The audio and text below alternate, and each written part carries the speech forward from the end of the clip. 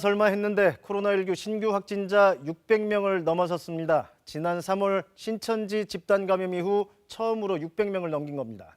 최근 양상 보면 때와 장소를 가리지 않는 소규모 집단 감염에다가 특히 무증상이 많은 젊은 층 확진이 많아졌는데 이제 정말 비상입니다. 재난방송센터 연결합니다. 김민정 기자. 먼저 오늘 오전에 나온 신규 확진자 현황 자세히 짚어볼까요? 오늘 0시 기준 코로나19 신규 확진자는 629명입니다. 사망자는 7명이 더 늘었습니다. 신규 확진자가 600명 선을 넘은 건 9개월 만인데요. 지난 3월에 신천지 대구교회 집단 감염의 여파로 1차 유행이 일어났던 이후 이번이 처음입니다. 629명 가운데 600명이 국내 지역 발생입니다. 세종시를 제외한 16개 시도에서 모두 확진자가 나왔는데요. 특히 서울의 경우에는 지역 발생이 291명, 해외 유입은 4명으로 일일 신규 확진자가 가장 많이 나왔습니다. 지난 2주간 상황을 보면 서울에서 발생한 확진자가 전체 38%나 됩니다.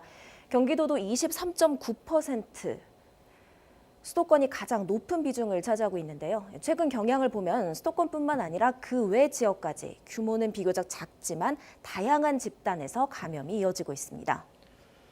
자, 확진자 중에서 젊은 층 비율이 높아지는 게 걱정이었는데 지금은 어떤 상황인가요? 여전히 상황이 좋지 않습니다. 20살부터 39살까지 확진자의 비율을 살펴보면 지난 10월에는 22.3%였는데 11월에는 28.7%로 증가했습니다.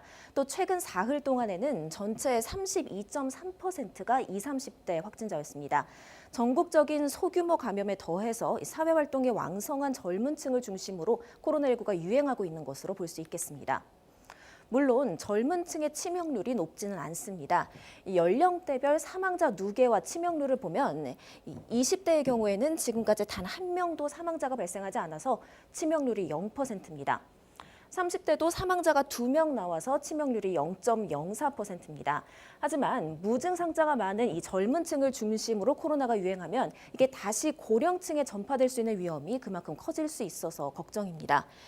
그래프를 보시면 50대부터 사망자 숫자와 치명률이 눈에 띄게 증가하기 시작하고 80세 이상이 되면 치명률이 17.88%에 이릅니다. 최근 2주간 확진자들의 감염 경로를 살펴보면 집단 발병 그리고 먼저 확진된 사람을 접촉해서 감염되는 경우가 대부분입니다. 연말 모임이 많아지는 시기지만 때와 장소를 가리지 않고 일상 속에서 감염이 이어지고 있다는 점을 꼭 유념하셔야겠습니다. 지금까지 재난방송센터에서 KBS 뉴스 김민정입니다.